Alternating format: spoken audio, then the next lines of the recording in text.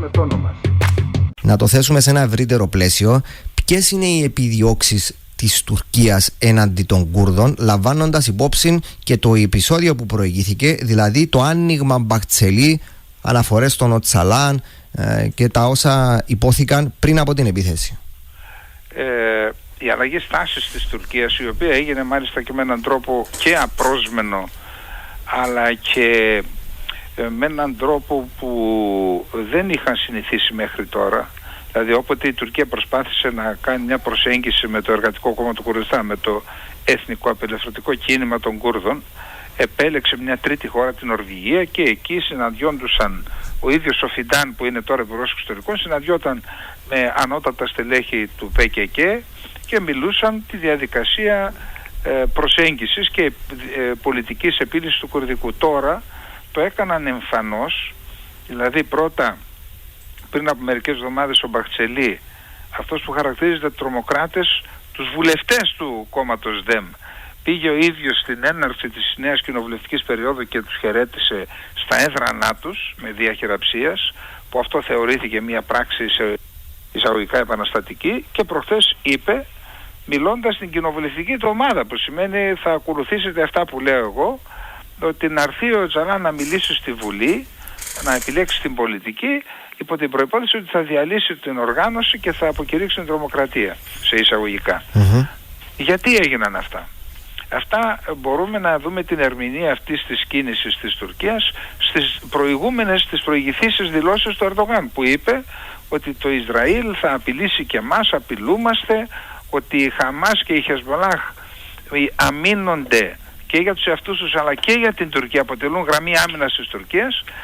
Τι θεωρεί λοιπόν και τι πιθανόν να πληροφορήθηκε ο Ερντογάν? Να πληροφορήθηκε ότι τα σχέδια και του Νετανιάχου αλλά και μιας μερίδας των αμερικανικών υπηρεσιών, ότι επιδιώκουν μια επίθεση στο Ιράν που θα έχει ως αποτέλεσμα, εκτός από στρατιωτικό και πολιτικές ανακατατάξεις, δηλαδή είτε ανατροπή του καθεστώτος και μέσα από εξεγέρσεις στον Παλοχιστάν, στο Χουζιστάν, στο νότιο Αζερβαϊτζάν και στο Κουρδιστάν, στο ανατολικό Κουρδιστάν.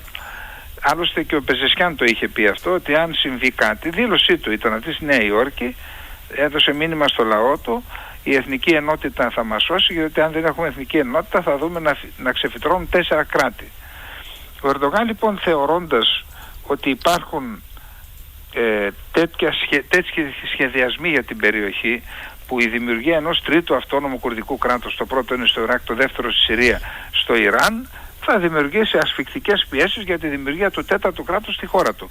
Το λένε οι ίδιοι αυτό.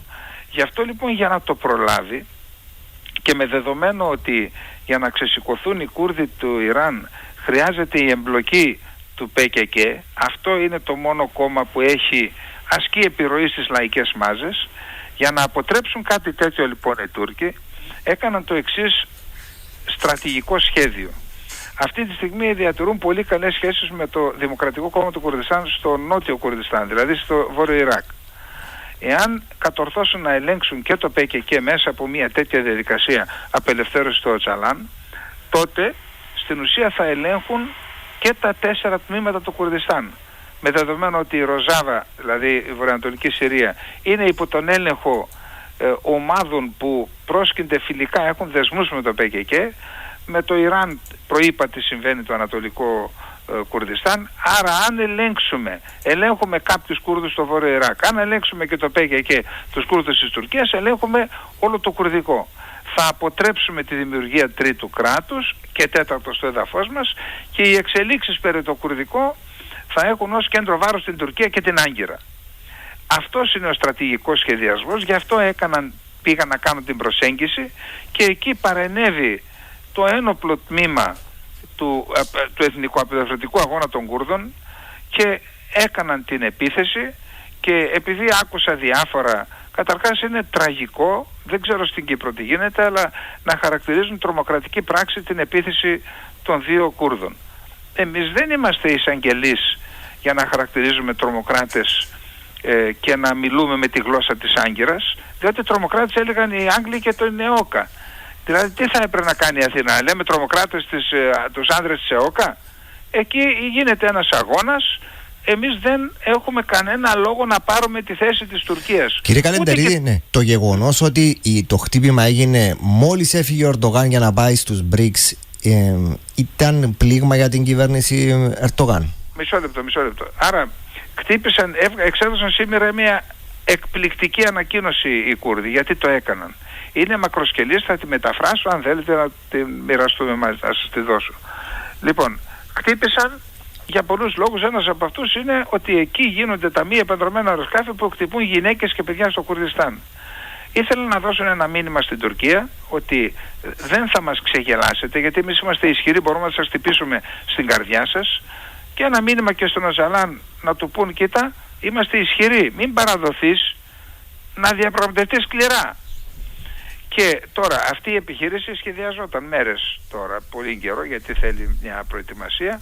Τώρα το γεγονός ότι έγινε την ώρα που ήταν στο τραπέζι της Συνόδου Κορυφής ο Ερντογάν και εγκατέλειψε την σύνοδο, γύρισε στην Κωνσταντινούπολη, στο παλιό αεροδρόμιο της Κωνσταντινούπολης, όπου εκεί είναι για τους επισήμους, και εκεί συγκάλεσε Συμβούλιο Εθνικής Ασφάλειας, σημαίνει πόσο σημαντικό ήταν και το κτύπημα, αλλά και ο συμβολισμός του, ότι δηλαδή η ένοπλη πτέρυγα ότι ο Ζαλάν από μόνος του δεν μπορεί να κάνει κάτι, πρέπει να διαβολευτεί με την ένοπλη πτέρυγα. Αυτό είναι όλο το πλαίσιο, και προς Θεού είδα διάφορα τώρα εδώ πέρα, δεν ξέρω στην Κύπρο τι έγινε, ότι ήταν δουλειά της ΜΗΤ, ήταν το βαθύ κράτος της Τουρκίας, ότι ήταν η Μοσάτ. Εντάξει, τώρα έχουμε και μια ευθύνη όταν μιλάμε δημόσια, να λέμε στους ανθρώπους πράγματα τα οποία έχουν και μια λογική και στέκουν. Ναι. Ένα τελευταίο σχόλιο, κύριε Καλεντερίδη. Είδαμε μια ανακοίνωση, τοποθέτηση του Ισραηλινού Υπουργού Εξωτερικών, να λέει ότι ο Ερντογάν, ο δικτάτορας Ερντογάν, σφάζει αθώους Κούρδους. Ο Γενικός Γραμματέας του ΙΕ, Αντώνιο Κουτέρες, δεν λέει τίποτα όταν ο αντισημίτης φίλος του κάνει τέτοιες πράξεις. Πολλοί διαρωτούνται, είναι το Ισραήλ, μπορεί το Ισραήλ να πυροδοτήσει εξελίξεις σε σχέση με το κουρδικό? Έχει ερίσματα σε κουρδικούς πληθυσμούς για να κρατά την Τουρκία σε εγρήγορση? Ακούστε, αυτό που το Ισραήλ είναι προσεκτικό, για να μην εκτεθεί, αλλά δουλεύει για το Ισραήλ, δουλεύουν οι ΗΠΑ. Οι ΗΠΑ έχουν επιρροή, διότι στηρίζουν τους Κούρδους στη Ροζάβα. Στηρίζουν και τα δύο ισχυρά κόμματα στο βόρειο Ιράκ, στο νότιο Κουρδιστάν. Άρα οι Αμερικανοί ασκούν επιρροή. Άλλωστε αυτούς κατηγόρησε σήμερα ο Ερντογάν, επιστρέφοντας από το Καζάν, μετά το Συμβούλιο Εθνικής Ασφάλειας που έκανε. Μάλιστα.